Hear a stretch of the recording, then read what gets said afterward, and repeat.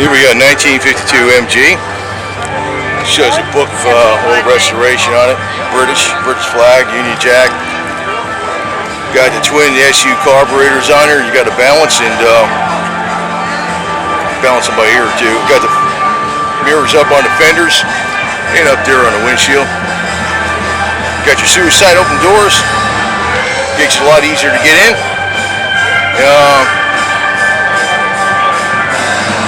Genuine wood dash, no plastic. Genuine wood.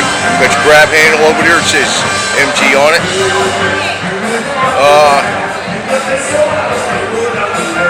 Electric windshield wipers. Change that motor out pretty quick.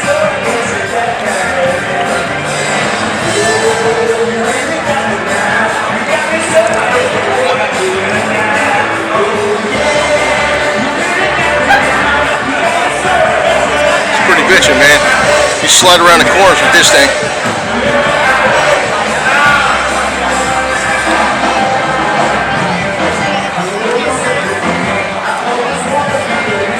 Easy to work on with that hood like that. You got your toolbox up there too.